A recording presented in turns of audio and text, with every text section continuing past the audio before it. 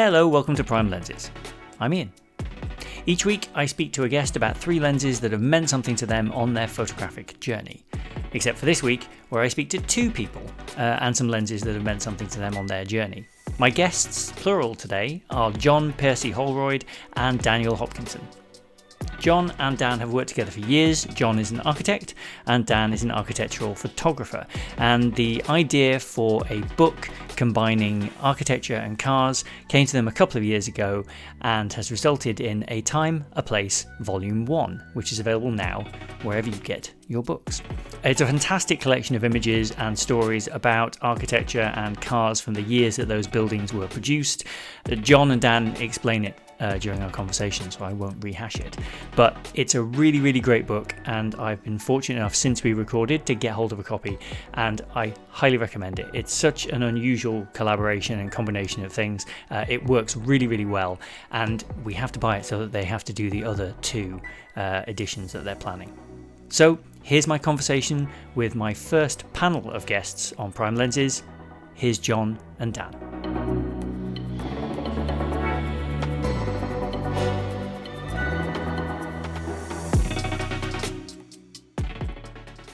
This is certainly Dan and I's first podcast. I don't know if this is video or just purely the podcast purely audio.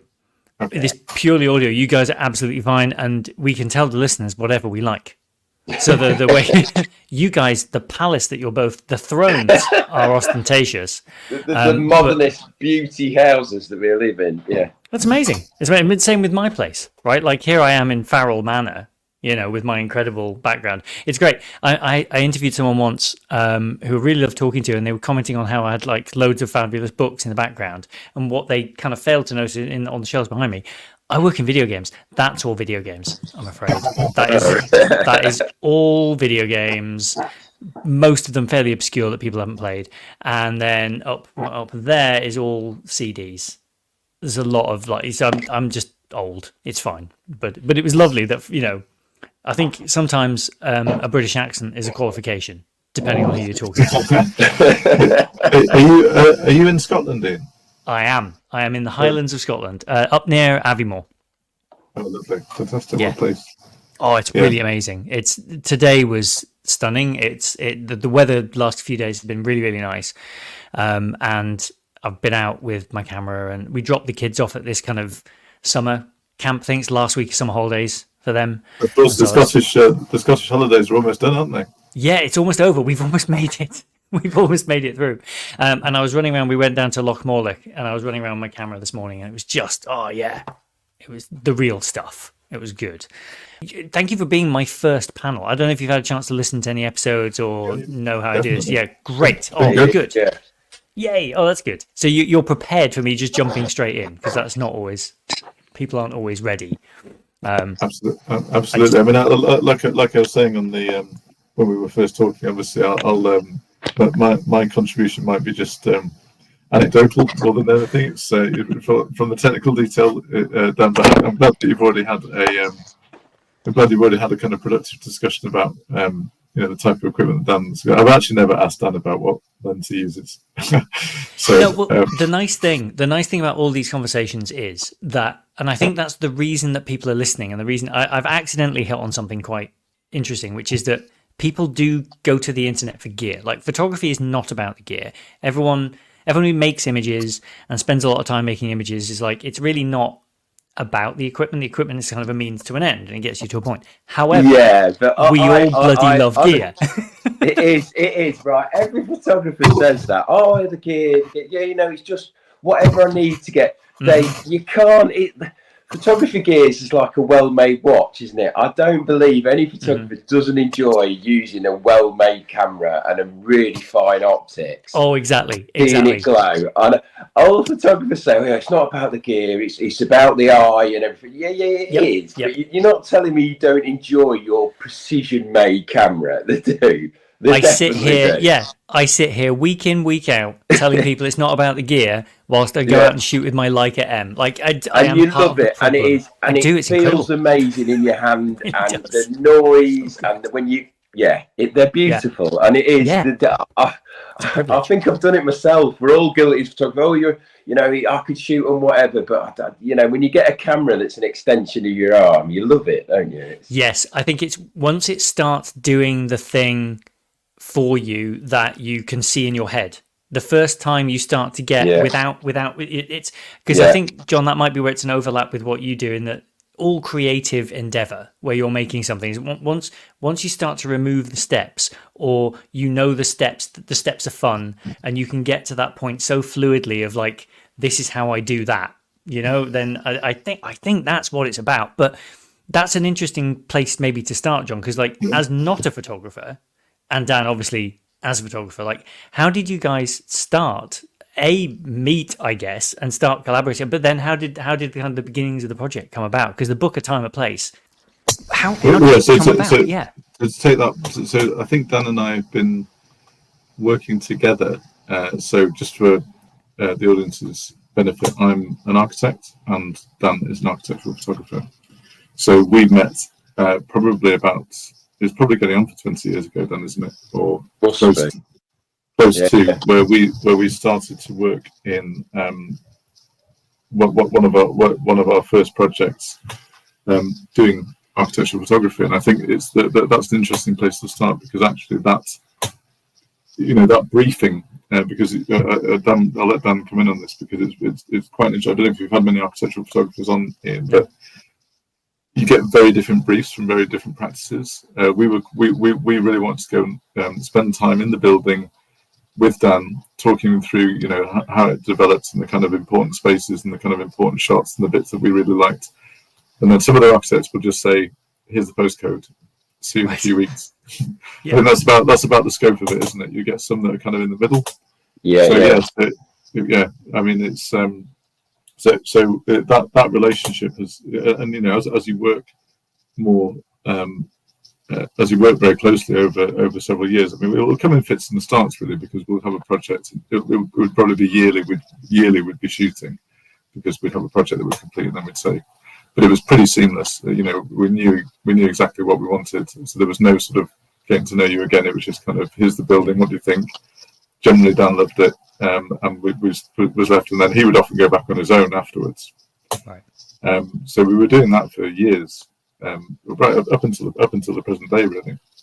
Yes, I mean it is a strange. Architects work on projects for years and years and years sometimes, and then obviously the final bit is having that building photographed, and that's and so he's trying to capture years and years of work, sometimes in a day or 2 days if you're lucky, depending on the budget.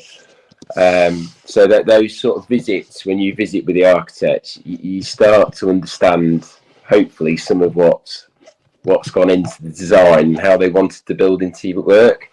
And then I always think photography brings a few surprises, which was always nice, the way light plays with the building. So I always think that architects start with how light's going to hit a solid object that they're designing. And then they get caught up in all where the fire exits are going to be, how they're going to this budget and that, and how many people are going to be able to use the building at one time. And really nice thing with architectural photography is it brings the architects back to that first stage of how light hits the solid subject, and that's where we come in, and hopefully, I come in, and has done with John, and go back to that initial bit that made them excited, hopefully. And catch bits that they weren't expecting, which is always the surprises, how light comes in, or how a group of kids turned up and just lit the place up. That's the. I think it's a relationship of trust, really, because I think it's actually a very pressured assignment to be a good architectural photographer, because there are kind of years of thinking and development and cost into this, and then you really have to trust the photographer to go and capture that, and it's real. When you get a good working relationship with an architectural photographer, it's one you really nurture, and this is why you'll find that people use the same architectural photographer over and over again, because they trust them to do to come up with that, to find these sort of bits of delight that we hadn't necessarily seen, or because we also remember the other thing is that when we hand the building over, we don't really go back, apart from 6 months or 12 months just to deal with any snagging, etc., things like that. We don't get a chance to actually go and see the building in use, and you can imagine how it is meant to be used, and the client is, is aligned with that, but ultimately the building evolves. I mean, we do try and go back and revisit buildings more often, as often as we can, but it's actually Dan who will go back after the building's been in use for say 6 months, and we'll capture something that we hadn't thought would happen, and that's the real kind of surprise and delight for me personally. So so when we translate, so we've got this very seamless relationship in that sense. So when we started to do this, it was actually kind of turned that all on its head in a way, because it was building ECS, but it was also in a very short time. There was very little time to kind of prepare, wasn't there? And we were also shooting cars, which Dan had never done before. I had an idea it would probably look good, but it does. But I knew that Dan could do it regardless. I knew. I mean, when we first started looking at it, I kind of take pictures of cars and buildings as a hobby on my phone. That's it. That's as far as my but I do love it. And I think I like that. I love being able to have I've always loved photography, but I really like the idea of being able to have a camera in my pocket that I can just get, and capture something very instantly, and that's about as far as I go with it. So it's always been a real interest of mine, but it really needed Dan's kind of finesse and professionalism to just bring these subjects to life. So it was a really easy decision for me to, I think we had, you may be best, because I pitched it to you then, didn't I? Yeah, so I've been shooting all day. As any photographer knows, you're absolutely exhausted, and I stood on. It was dark. I was stood on the top of a car park in the northern quarter of Manchester, and my phone rang. It's John, and I answered the phone to John. He said, "I've got this idea for a book. It's cars and architecture, and we're gonna marry European Car of the Year with the building the same day." Honestly, we'll try and do it fairly local. Would you be up for doing it? I thought, cars, architecture, tick, tick. Yeah, I'm up for that. That's great. Not realising 2 years later, just the mammoth task I'd agreed to, and trying to apologise to my wife and children. I'm glad they did it, but flipping heck. But yes, he caught me off guard. You say you're glad you did it. You've got maybe 2 more. I know to do if not started. That's because you've picked, John, for your fledgling photography project. You could have picked maybe something simpler, but to go straight to a book, was that naivety on your part? You just picked because you're complete naivety, and I'm glad of it in a way, because I've never done one before. I've never written a book before, to be honest. So no, it's completely separate to anything that I do professionally. Yeah, and it's but I think that's personally how I like to try and do things. I think you've just got to try and aim for some things, and not just one, but actually 3 books. Because I just felt that would give us time to kind of. I mean, I think we had numerous get out clauses. I mean, the first one was actually a disaster, wasn't it? The first time we tried to do it, because and this is I think how you kind of learn, but. We tried to go and find this subject, so we went to this rugby club in Tameside, this car meet, and again it's a whole world that I know a bit, but I'm not fully immersed in. And we met this guy, and he said, "Yeah, I'll come and meet you on." We just sort of said, "We'll do a local one." It was a building it was building Dan's photographed before, St Augustine's, and we met Siggy, the owner.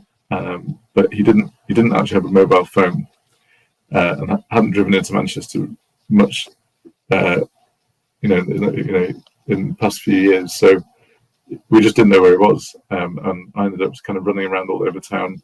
We picked the weather because the weather wasn't that great, and we had a window of sun for about an hour. And I did eventually manage to find him about half a mile away. And then in the meantime, Dan was trying to stop people parking in front of the building, so it's free parking on Saturday. And then we got the shots. The shots did actually come out okay, but it taught us a lot.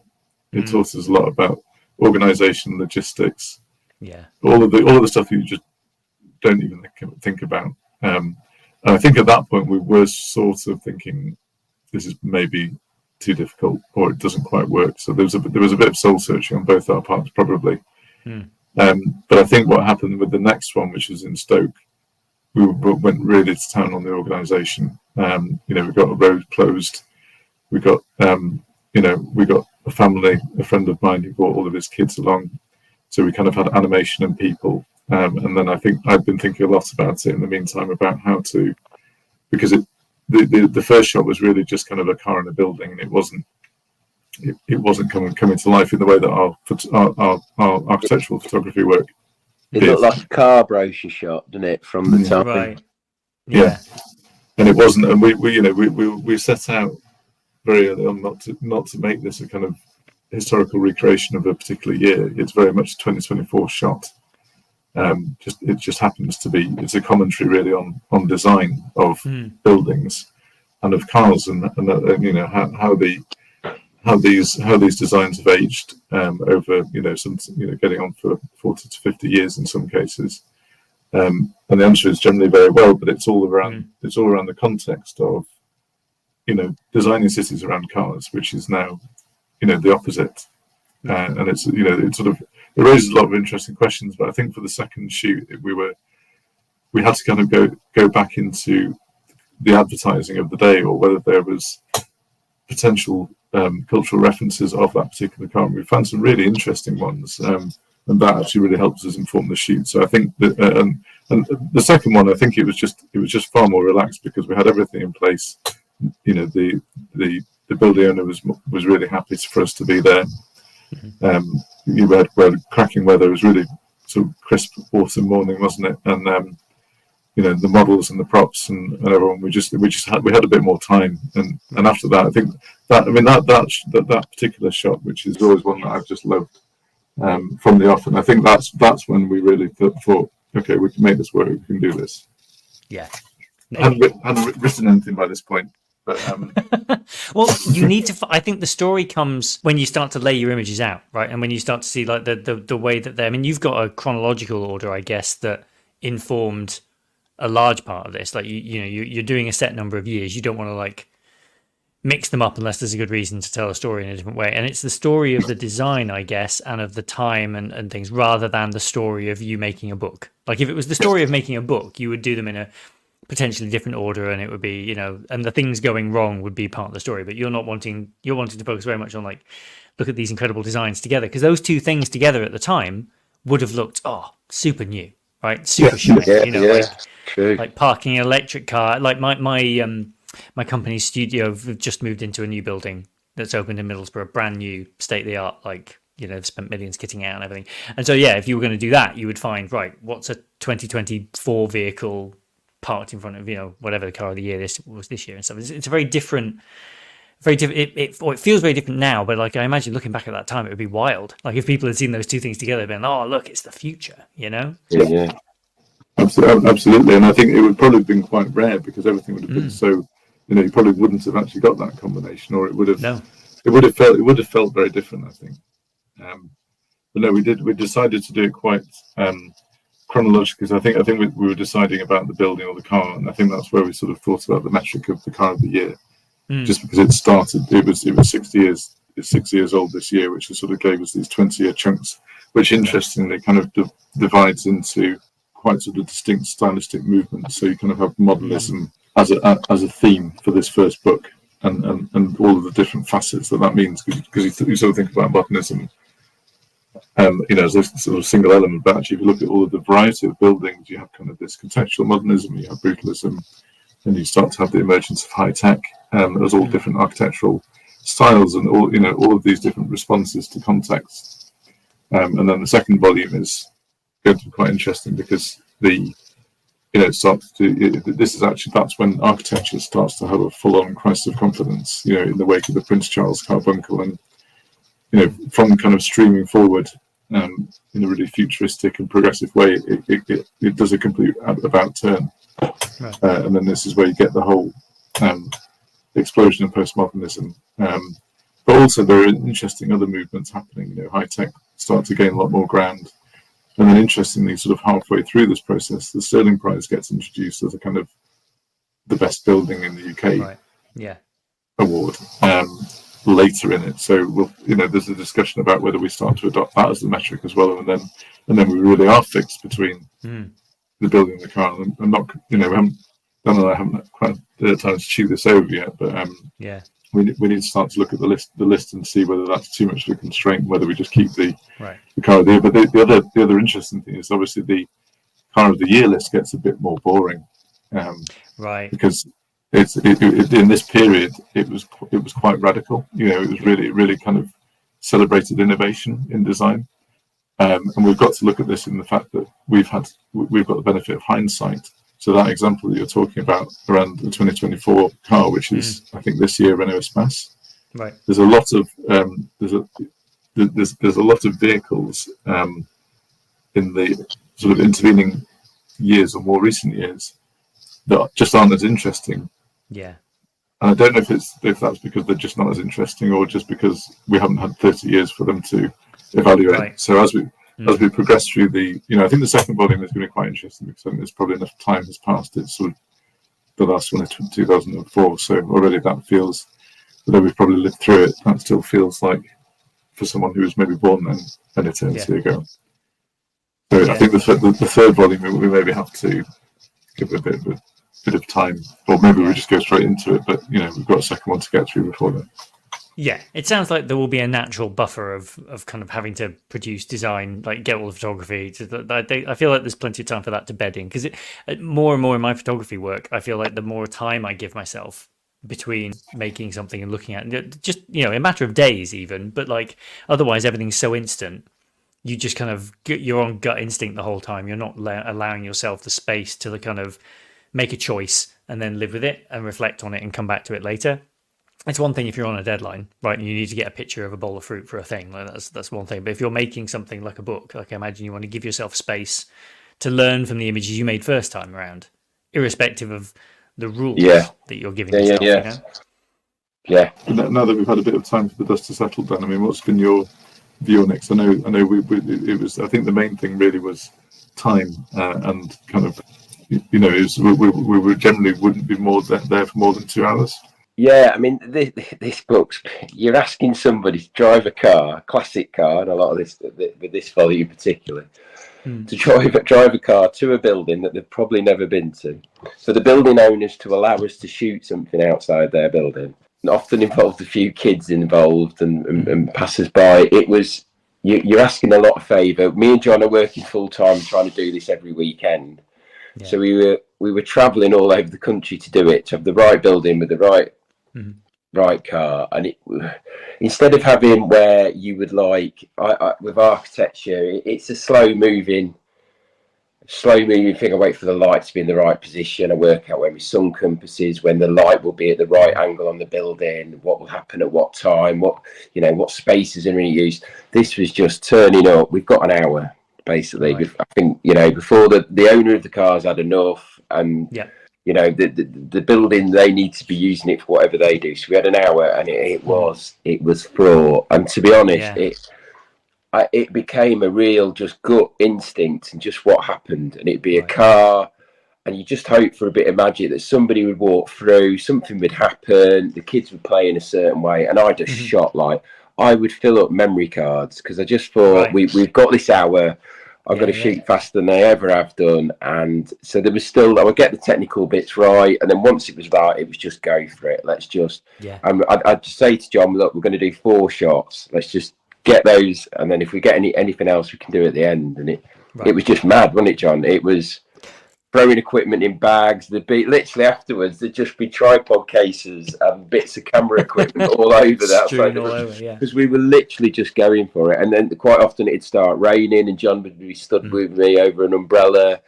One of John's kids would have run off or something, or was trying to sit on the other one. It made the shots. It was unexpected. You didn't know what you were going to get. And that, I love that. From somebody who's been a very controlling photographer. When I started out, I shot on large format sheets, transparency sheets, 5x4. and each one of them had to be perfect. It'd take you 15 minutes just to get the thing loaded, do your Polaroid, said it was right.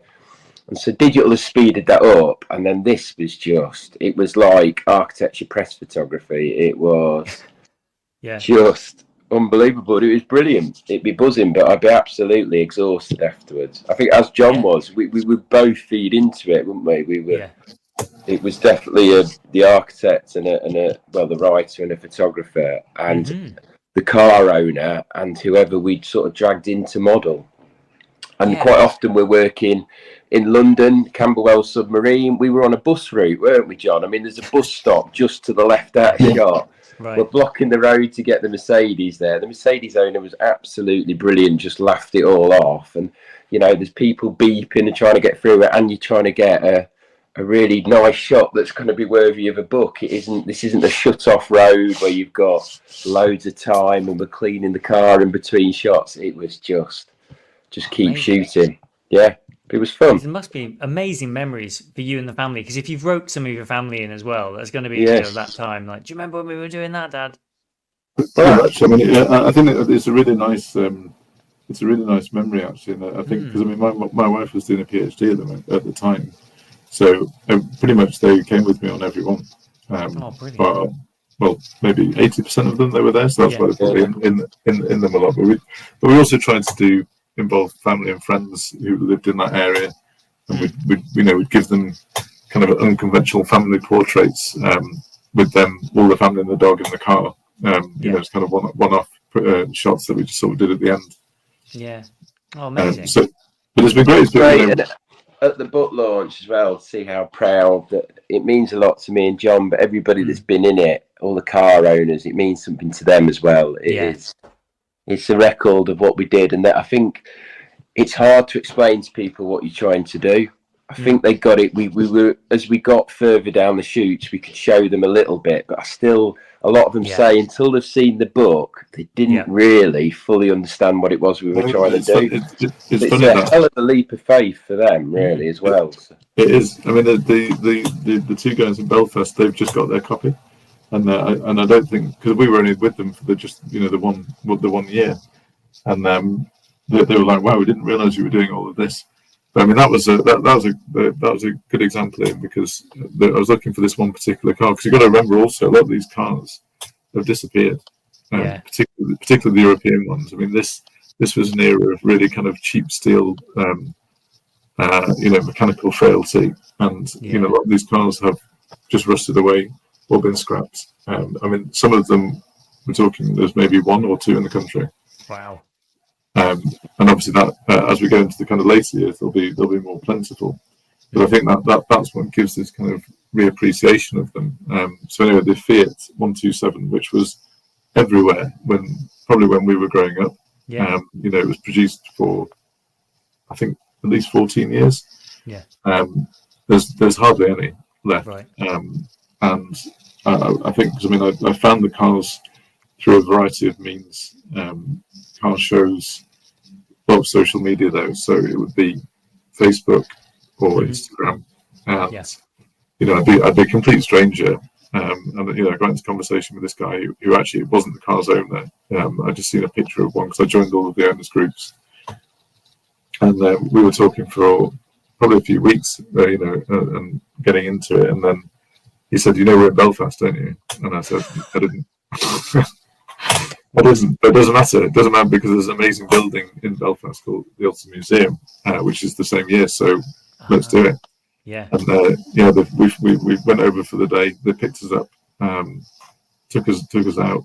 We went to pick up the car. Had a really good shoot. And then we went for lunch, and then took us back to the airport. It was cracking. But yes, we've only just got to send them the book, and then I think they've realised the kind of scope and scale of it all. Yeah. Well, it's been very similar with the podcast. Because, here we are, like 22 episodes in. It's funny, my brother is staying with us at the moment, just for the week. And I was talking to him, and he was, like, what are you going to do with the podcast? I was like, I've only done 22.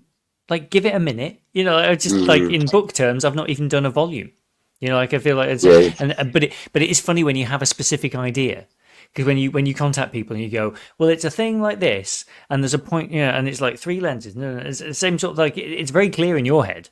But to someone who's like going about their life, and then they've got to come and step into your project and go, oh, it's a picture of a car in a building. Oh, okay, fine. Like, I'm sure the thing in their head was like, it's a car on a drive or something. Like they just don't really, because a lot of people don't think about it in that way at all. So it's a credit to you that you've managed to pull together so many moving parts. Something you were mentioning before about because it's in 3 volumes. I mean, me and John about reviewing the first volume. I think that's and will it affect how we do the second and the third?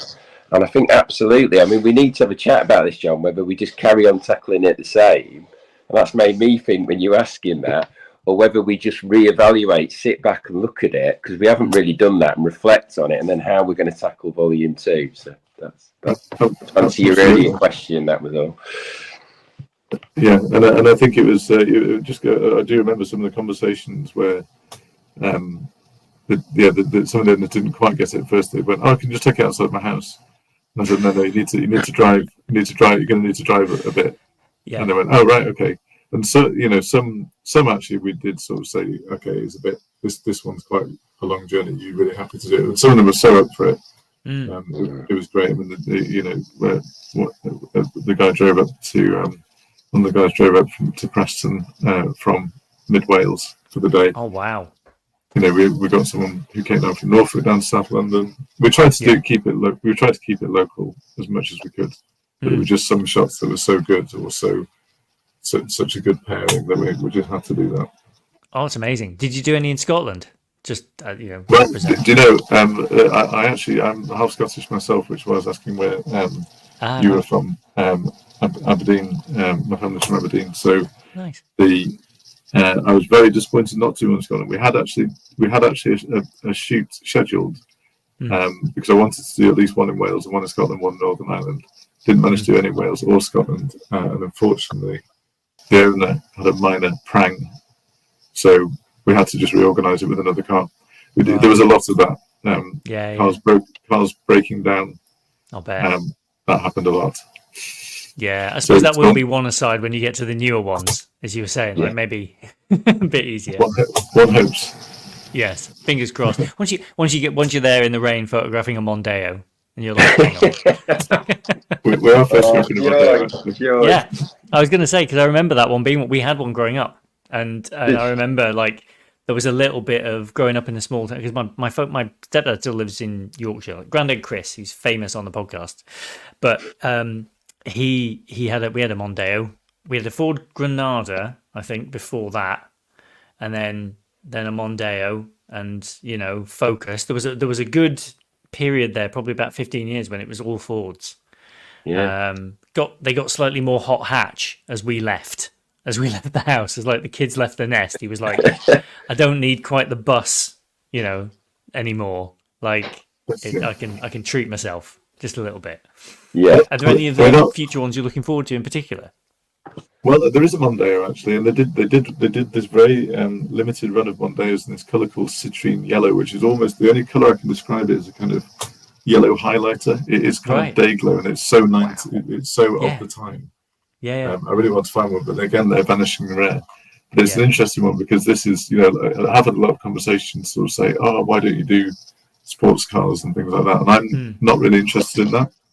I know Dan wants me to do a few more like sports cars, but the thing for me is actually it's more that there are you do get these kind of shots of kind of exotica parked outside these unobtainable modernist villas and so on, but that's not as interesting to me. I've always been interested in just the kind of everyday things that just used to be street furniture.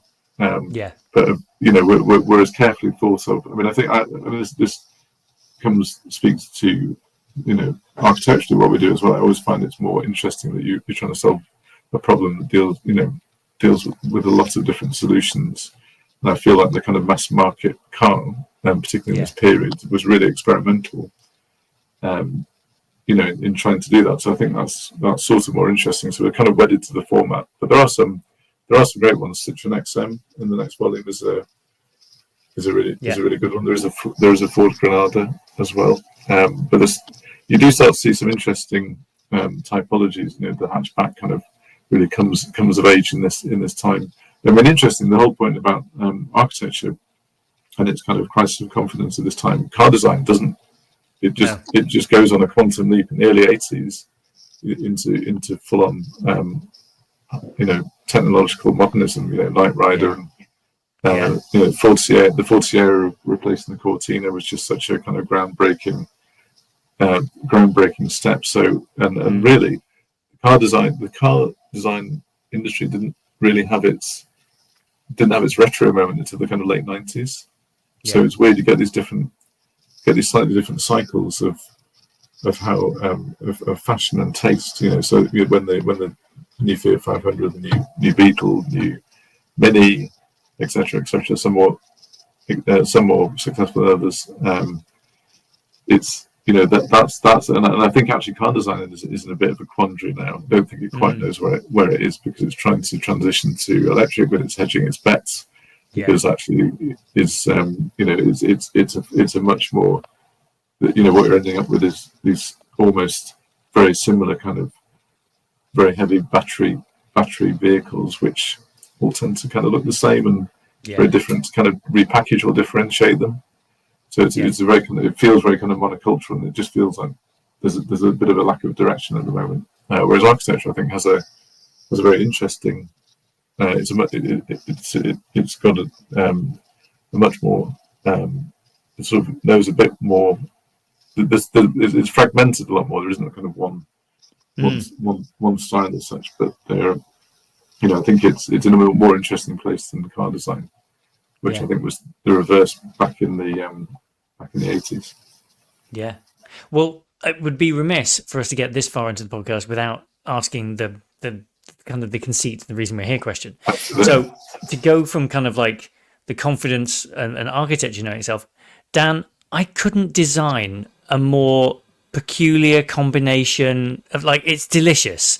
You've got two lenses on the list, right? The first one's this Canon 50 TSE, which most people don't use tilt shift lenses anyway. So I'm fascinated about like the specific applications, I guess, for like a tilt shift lens, and a 50 for architecture, which seems like, is it wide enough? Maybe it's not. But then you pair that with a GFX, which when I read that in the email, I was like, this is going to be great. Like, talk me through how because it's not like Fuji don't make great glass. Oh no, they do. But until very, very recently, so really, I think there's a lot of changes have happened with digital. So digital came along, and I think architecture photography was one of the last sort of bits to go digital. And the problem comes with tilt and shift lenses and sensors. Sensors were only ever made to take a light square onto it. So when you shift the lens, I don't know if anybody who's listening to the podcast how you are, but basically with the tilt and shift lenses that you put onto digital SLRs and mirrorless cameras, the lens moves but the camera stays still. So you use rise, which is what I do, is you shift the lens up to look up, so you don't have to tilt the camera back, so you don't get those sort of converging verticals. Now the problem is when you've done that with digital sensors, and the way they're built is the sensor has lots of it has sensors on it, but lots of electronics as well. Now, when you shift that lens up and the light comes down at an angle onto the sensor, it causes all sorts of problems. So you get softness, you get funny colours. So this was always a nightmare. There was lots of things you could do to try and do it. You would use software, you could use filters. It was an absolute pain. So there was this uncomfortable marry of, yes, digital's the way forward. You can do so much more. We can use multiple frames and Photoshop. It's quicker. But the problem was, it was always that the light was coming when you use lots of shifts, the edge of the lens. So Sony, the geniuses that they are, put all the electronics onto the back. It's called a backlit sensor. You probably know about this. This has been a game changer, particularly for architecture and shift lenses. So Fuji have obviously got Sony sensors on. They did the GFX because obviously I've been shooting 5.4. I've gone for a digital back on a Cambo. It was a bit much to just try and jump all the way then down to 35mm sensors. on Right. digital. So when the GFX, another architecture photographer, I think is absolutely brilliant, Tim Saw, he told me he was using this system. He's very open about what he uses. And he'd using a GFX, and he'd used an adapter to put 50 all the Canon lenses on. And he said, do you know what? It's really not that bad because the sensor's so good. And it isn't, because they've moved the electronics on, and it is made lenses that were made for 35mm sensors. Just this thing. But Fuji have now done their own shift lenses. I mean, I'm not rich enough to own them yet. This book, hopefully, John, is going to sort that. But yes, but I they must be amazing because they've been made for a medium format sensor. So I'm sure they're a game changer again. But the 50mm that Canon have done is just an absolute, it's a delight. So obviously it's slightly wider because it's a medium format sensor than it is on the 35mm. Right. So I've got a little bit of wide, and I still have a 24mm as well. I have the 110 and I have the 90 as well. All of them absolutely stunning lenses. It gives me that perspective control photographing architecture, and it worked great for this book as well because I'm combining cars and architecture. It's wide, but not too wide to distort the car.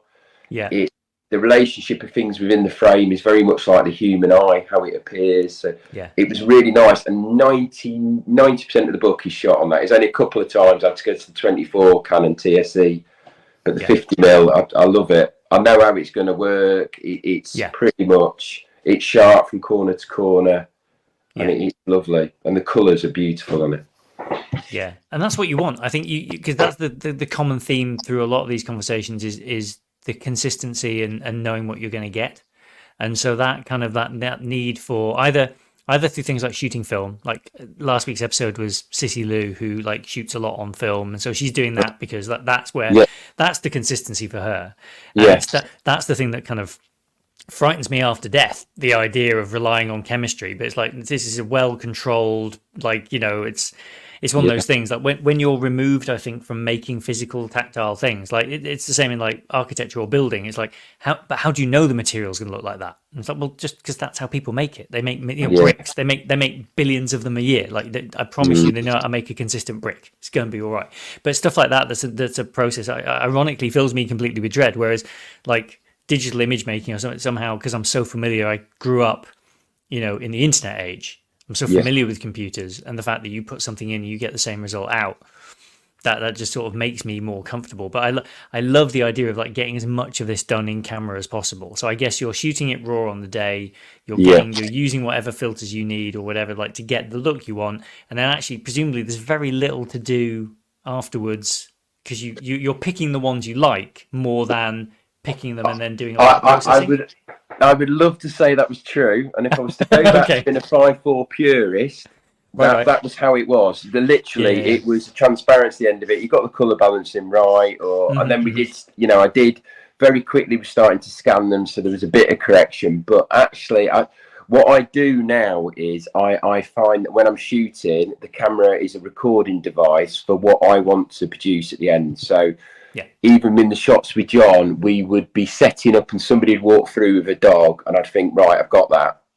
And then I'd want to rise the camera up and get a bit higher. So the Humber Bridge shot, which people might see, if you see the book, it's got the top of the Humber Bridge, it's got the XR3. I set it up very quickly. We're on a busy road. We're holding traffic up and stuff. So I set it up. I did a shot for the top. And then I shifted the lens down. I didn't have time to change the lens, and I took another one. And then we added another shot for the two people. So actually, I've actually combined three. But I had it all in my head. It's just how you get there. So what I'm doing is it's like a jigsaw. I'm getting all the pieces ready for that I can put together in Photoshop. Right. Hopefully, as simply as possible without too much, Photoshop. But yes. That's amazing. Yeah. I saw that one. That was one of the images I saw. I was going to ask you, so on the subject of like composing the images, one of the Bewley shots with the Citroen. Yes. So I know Bewley really well. My grandma lives down there, and we went to Bewley a lot as a kid. And I loved going there. I once went with my Blue Peter badge to get in free. That's the most British childhood story imaginable. I fell in love with a DeLorean, and the man in the shop told me afterwards it was rubbish, and I got very sad. And he was like, and he's right. It's probably a rubbish car, but it's a cool car, and it was moving. It just looks amazing. They still look amazing. Yeah. The the architecture at Beaulieu, for people who haven't been, it is a very, because they've got like a monorail that runs around the park, and so it's in like country grounds, this motor museum, and the building. We went back like probably a couple of years ago with my eldest son, and it is a kind of peculiar building filled with massive tubes that seem to hold the building up, like with massive like bolts in them. It's a very industrial building for something that's then filled with like Rolls-Royce Phantoms, or but it's a really odd combination of like, there's Nigel Mansell's Renault and there's this, but the building itself is like, it's quite industrial, I guess, feeling. I don't know, but you've represented that in the photo, haven't you? Like, it's the pillar is there, in the foreground. Yeah, absolutely. So part of what I really enjoyed in this was actually visiting these buildings firstly, then researching about some of the architecture, and actually this is what that the architect was Leonard Messner, and that's probably his kind of his most famous work. But reading back, you can sort of trace the lineage of what he was interested in, which was sort of developing these kind of, he had clients really in the industrial sector. So he'd made kind of engineering, there's a building called Rotort Works in Bath that is kind of uses this space frame roof. And I think it was a chance at Beaulieu for him and their practice to kind of experiment with all of these ideas. So, and I think you find that you get this architects experiment, and then they get a chance to kind of put all of these, not always, but put all of these ideas onto a stage. And I think that's where Beaulieu, so they developed this kind of family of buildings. There's a really distinct set of requirements. There's the museum, there's the monorail, there's the restaurants, and they're all kind of held in tension. They're all quite different looking, but there's a shared materiality. And I think what this is where you actually start to get this. In the 70s, it was really where you get this interesting convergence between cars and buildings. So you actually get this very, sort of, particularly with the Citroen, very innovative, almost playful approach to technology. And that's one of the ones I really wanted to pair, because this sort of workshop aesthetic, which was all, had a lot of science behind it in terms of actually trying to limit UV light into the cars, which is why it has the sort of route and very little fenestration in the kind of masonry walls. And it's just a big garage in effect. And we got and actually as the 70s progressed, and when you get to something, I think probably 1978 with the Porsche 928 and the same is presented, you get the same technology being used. So you get the kind of neoprene gaskets on the cladding as you would to try and get this flush glazing on the Porsche. You have a building in aluminium, you have a car in aluminium. You have all of this kind of transfer, and this is what Foster was a great exponent of that. Trying to get these, trying to get this, as technology is advancing so quickly between these two industries, how is that shared? And I think Beaulieu is the first example of that kind of approach. But yeah, they're fantastic. I mean, it was interesting that particular day because it was very wet, and we had to go there before the museum opened. There's been this huge storm in the New Forest all the night before. Wow. But it kind of captured them. We were never looking for kind of. I mean, you talk about the composition of the images. We were never, after that first one, we were never kind of beholden to the weather. If the weather was the weather, I mean, we had to really. We were quite limited in that we could only really shoot between kind of March and November. After that, we did a couple, I think, maybe in winter, but it was generally the cars kind of went away just because of the salt. But that one, it was absolutely. I think the owner drove from Oxford down to Beaulieu for the day in torrential rain. But the act of cleaning the car and trying to get all of the beads of rain off, that was a really sort of therapeutic element to try and get it ready for the shoots. And it was actually some of that manoeuvring around and trying to get the right light. And then eventually the light did come, and it was great. But we didn't need it. I think it's what I was Dan saying. He was just trying to run around and trying to get set up and capture as many shots as he can. I've got an idea of. I mean, I think we don't tend to kind of compete on the views. I think we both think that's a great view. That's a great view. There'll be some discussion about it, but we'll generally try and capture it, and then we'll discard it if we don't use it. I like that one because it's got the pillar in the foreground with the car. But it's such a, because in some of the shots the car in situ, and in some of the shots the car just jumps out at you as like you see the car, or like I almost saw the car first and then saw the setting and the surround. afterwards. And then other ones like the one with the family that you showed me before, John, like that one is the family and the setting. You almost forget you're looking at a photograph that's about documenting something. It just it's a really interesting photograph in of itself. But I love that one because the building is sort of asserting itself so strongly.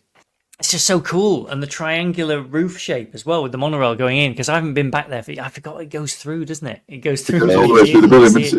It's a really daring building, to take the monorail through, and all of these materials here are just, this is just steel frame and painted glazing, which is just what you would get on a car workshop. So it's sort of that. It's the transfer of that kind of that type of building for cars ultimately. It's just a big shed with a very tough, robust kind of exterior. Yeah. I'd never put that together until you said it like that. That like it is a garage. And I was like, of course it is. But it makes all the sense in the world because goodness knows. How did they react when you said, "I'd like to come and photograph a car outside," and they were like, "But not one of yours"? Yeah, they were fantastic. I mean, the building owners. We talk about the car owners, but actually the building owners been fantastic. Bryn at the museum. I think got what we were doing straight away. He said, we come on we did the October half term. Yeah. And he just said, you can come before 9, and we'll help you as much as we can, just as the museum's opening up. Yeah. So brilliant. Yeah. Absolutely wonderful project. It's so amazing that you've pulled it together, and also nice that you want to do it again. Because I have spoken to people on here who've done books, and then they've gone, "Yeah, I'm never doing one again." My mate Danny, who was like episode 1, his book is on the shelf behind me. It's one of the books, and his said it was found film that he bought a suitcase full of slides at a kind of boot fair or something, and he put his book out and it was like found film volume 1, and he has reassured me there will never be a volume 2 because the job of making the book was just too much. You accidentally sometimes we turn the things we love into an accidental second job. Yes. Yeah, that's so true. Says the man interviewing 2 strangers at 8:00 at night.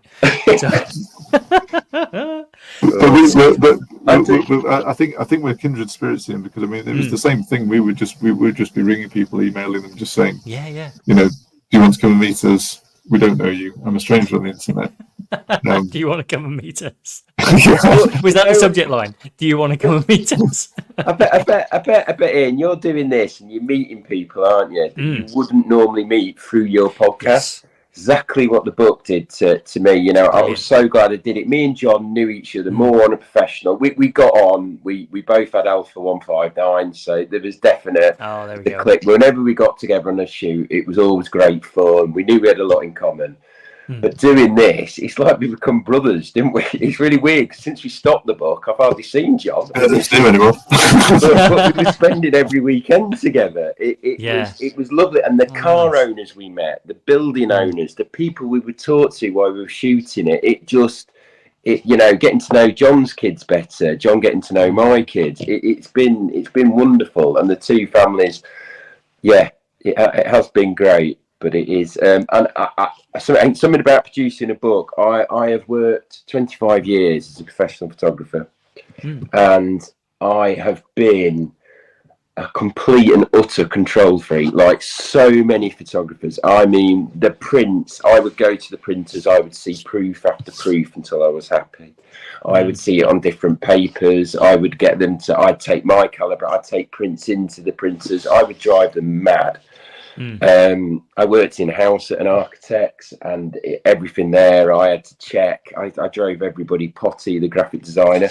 With this, I handed it over, and I just thought, what will be a bit? I haven't got time to do that. I can't do that with this book. And do you know what? It's come out fine. It has come out fine. One or 2 images, I think, it could have been a little bit lighter, for the book.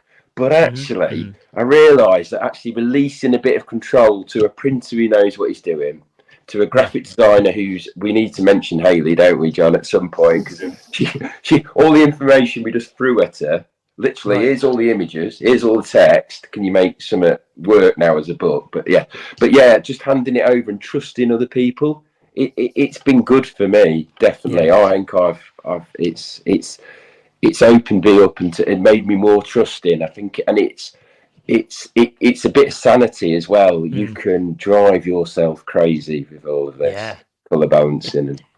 it strikes me whilst you're talking there, and I thought this a little bit earlier on, but it's a nice kind of like sort of circular thing of, Dan, your world with photography, especially with digital photography, you can own the whole thing soup to nuts. And when you put an image out, photographers very often, their name is associated with that image forever. It's their photograph. It's not anyone else's. It's that's a Dan Hopkinson photo.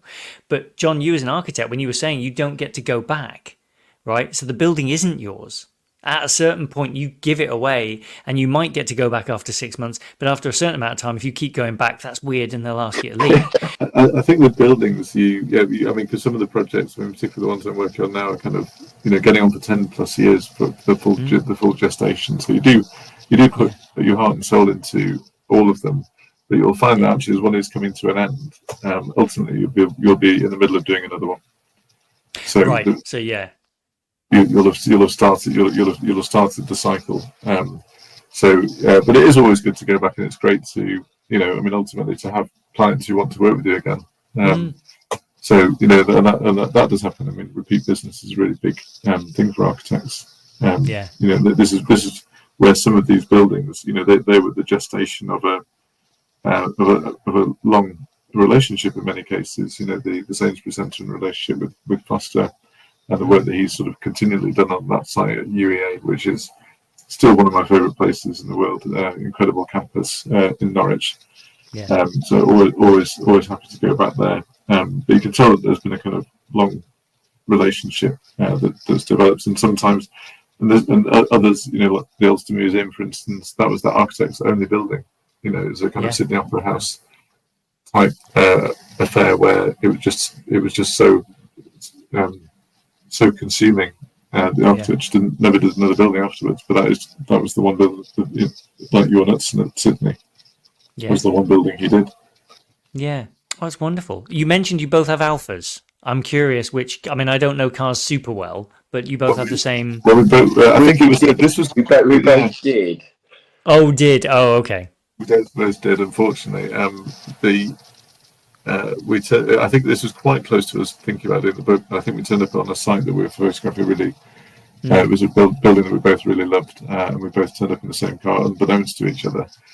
So that sort of started the conversation. Dan hung on to his a bit longer than I did, but I still missed mine.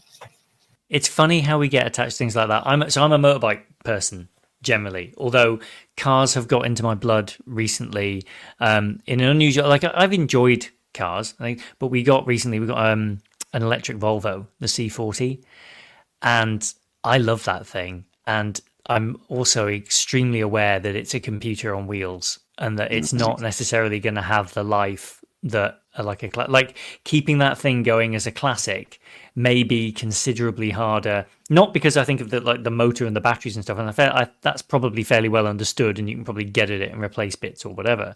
But it's the fact that it runs Android Auto, and it just does from one day to the next. It could do different things.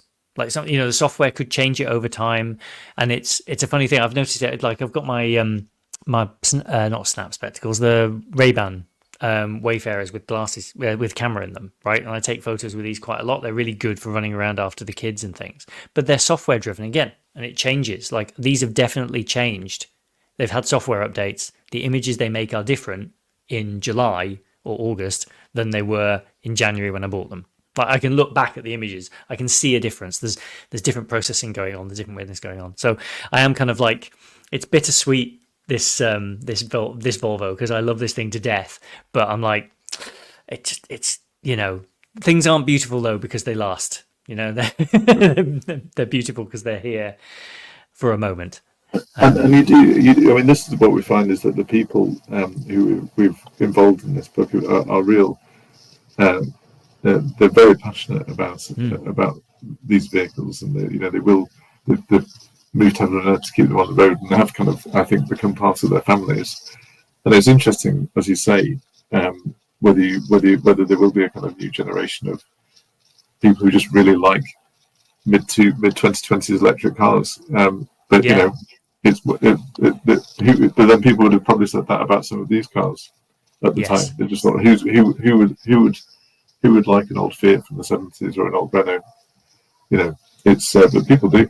You know, so I think this is why I think the passage of time is, and the point at which we take these pictures is really interesting. Yeah. No, I think it's also lovely you've picked cars that are a bit break from the norm. You know, like there's no shortage of pictures of Lambos kicking around, whereas you're picking cars that people would have to go back. You know, a Citroen XM is going to like take a picture of the brake pedal. They've got the weirdest brake pedal. If you've never driven one, it was a button. It was just a button. It was a hydraulic, like it was like you were operating a barber's chair. Like it was not a pedal. It was weird. One interesting thing, and again that we haven't really talked about, we did sort of consider about actually the whole interior architecture of cars. I don't think we did any interiors looking out, and I just don't know if it would have suited the actual type. Maybe this is where the lenses comes back in, Dan. Whether to kind of go to a much more confined interior environment, that's a very specialist photography element, I would imagine. You know, it's completely different from the kind of exterior shots that we've been doing. Would you be up for doing some for the next one? That's the question. Yeah, maybe would it fundamentally change the book? You know what? That's what my head was clicking. Maybe that's where we go. You know, technology's getting easier. Whether we, I don't know, just put a camera on the inside and see how it goes. I think maybe we look at that. It is something we didn't. I think it was a bit of time constraint. It is a bit more tricky. It's definitely. I mean, it's coming back to the cars though, and they've not been Lambos and stuff. I think that's where the European Car of the Year was such a nice. It gave us this set template of what car you're going to go for, and then it was John very, very cleverly researched what building to then put it with. But a lot of the cars, John would go, "Oh, it's going to be a Renault 9 or whatever," and I'd turn up, and he'd turn up, and I'd just look at John like, "Oh no, what is that?" You know, the couple. I mean. I did fall in love with a car that I didn't realise reminded me so much of being younger. It was the and John knows what I'm going to say, the Escort XR3i. Absolutely. It just takes you back. And when he turned up, and I didn't realise how much I liked them. I honestly didn't think I was a Ford man at all. That is a great car. And John was saying at the book launch, weren't you, that when you drove through Manchester in it, people were beeping and waving. We were talking to everyone at the traffic lights. Everyone had the story, and it's interesting because I was having a conversation with one of the car magazines about an article that's coming out because they said because you can have one, cars are produced for a number of years and have a number of different trims and variants and so on, and I, in some instances, really wanted to have a particular variant.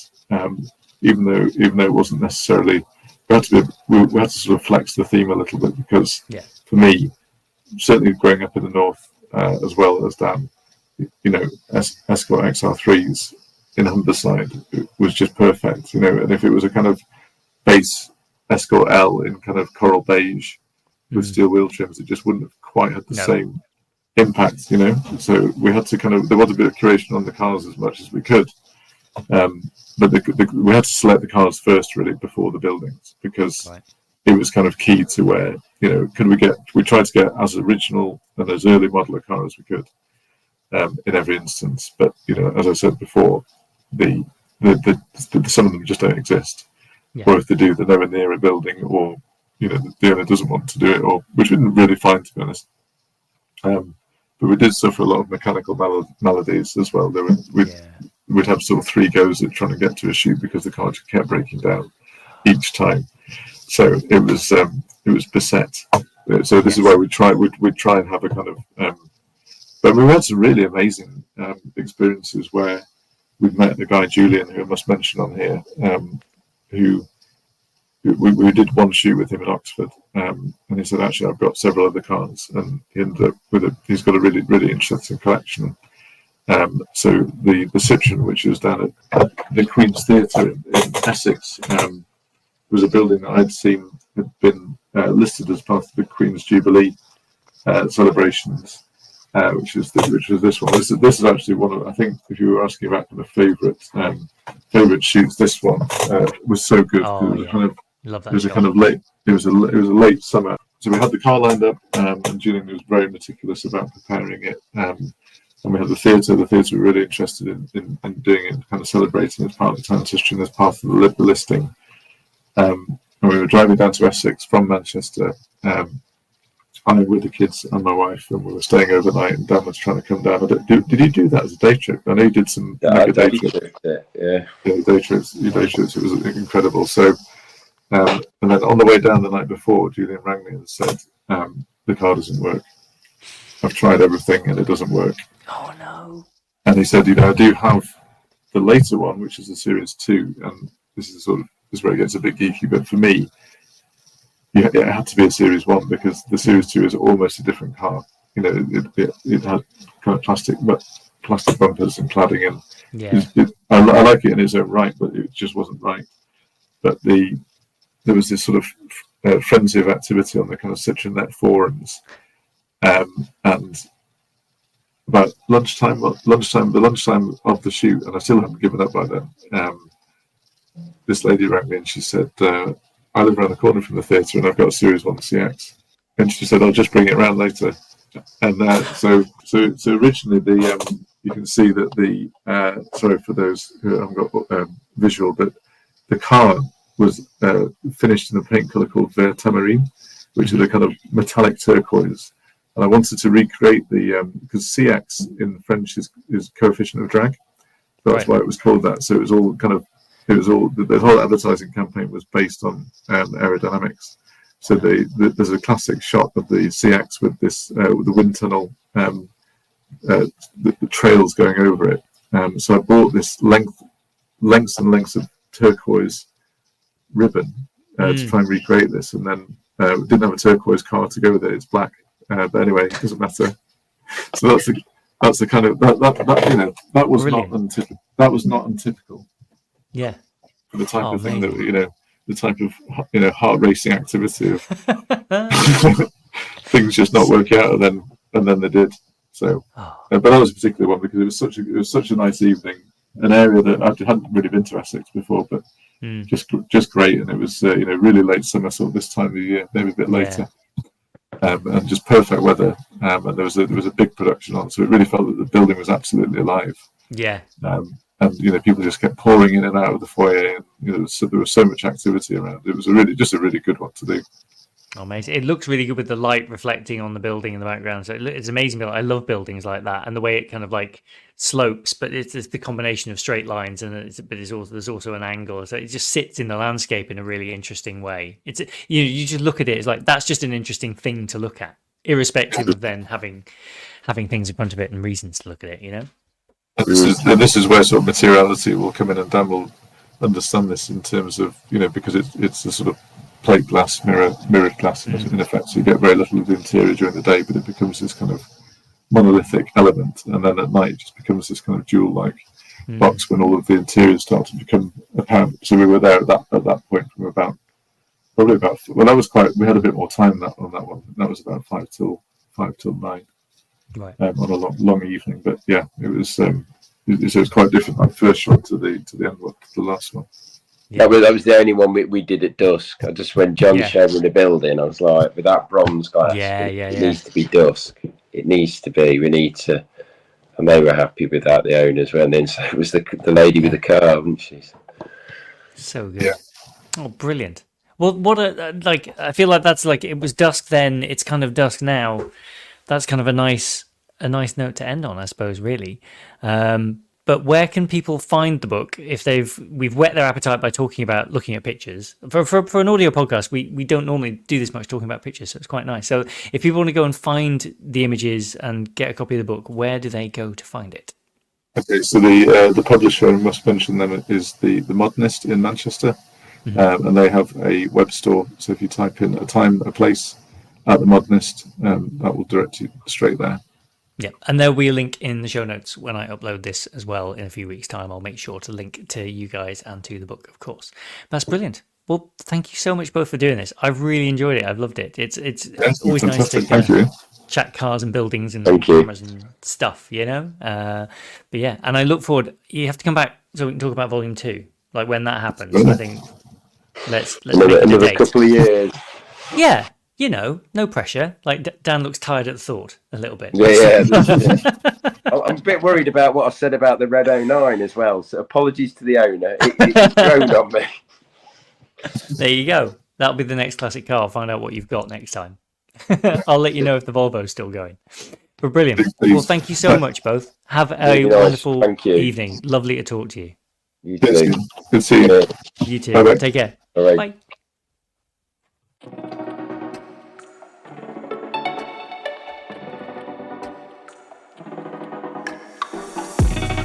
Thanks once again to John and Dan for the conversation there. That was really good. And thank you for the book. Don't forget, you can pick up a copy of the book online now. I highly recommend you do so. It's really good. If you enjoyed that conversation and would like to hear more, don't forget you can subscribe to the podcast on Apple Podcasts or Spotify or wherever you get your podcasts, and that'll mean you never miss an episode. I'm also uploading episodes to YouTube now. If you'd like to leave something running in a tab in the background whilst you're working or doing the washing up or whatever, you can do that too. Also, don't forget, you can subscribe to the newsletter. Every week I send out something on Wednesday. That goes out from ianfarrell.com/sign-up. And there are links to all of these things in the show notes. Please do come find me on Threads, tell your friends, come find me on Instagram, drop me an email. I love to hear from listeners and hear about what you think of the episodes and also who you think I should be talking to next. That's always really good fun too. So, thank you for listening. We'll see you next time.